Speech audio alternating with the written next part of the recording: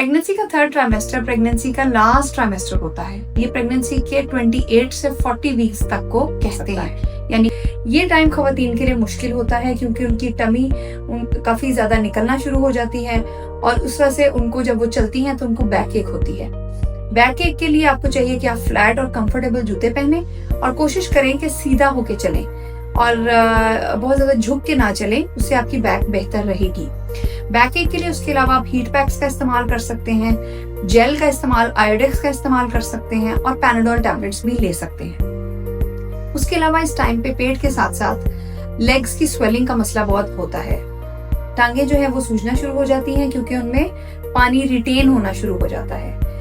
और इसके लिए अगर आपको बहुत ज्यादा मसला है तो आपको चाहिए कि जब आप बैठे तो अपनी टांगों को रेज करके बैठे, यानी कि किसी स्टूल पे टांगे रखें और सोते वक्त टांगों के नीचे तकिया रखें और बहुत ज्यादा खड़ा होना, स्टैंडिंग अवॉइड करें।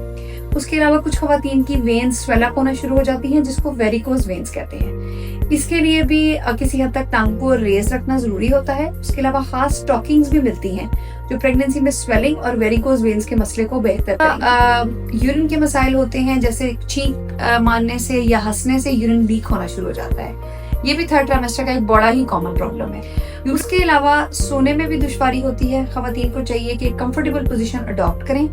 ज्यादा बेहतर है कि या तो सीधे हाथ या उल्टे हाथ पर करवट लें। अगर आप थर्ड ट्राइमेस्टर प्रेगनेंसी का इमोशनली बहुत सेंसिटिव टाइम होता है। इसके अलावा ब्रेस्ट चेंजेस भी होते हैं थर्ड ट्राइमेस्टर में। ब्रेस्ट का साइज अमूमन बड़ा हो जाता है, निपल्स का कलर डार्क हो जाता है और कई दफा ब्रेस्ट के अंदर से एक येलो सा लिक्विड आता है जिसको कोलोस्ट्रम कहते हैं। ये कुदरत की तरफ से ब्रेस्ट की रेडीनेस होती है, ब्रेस्ट तैयार होती है कि जब बेबी पैदा होगा तो आप उसको फीड कराएंगी।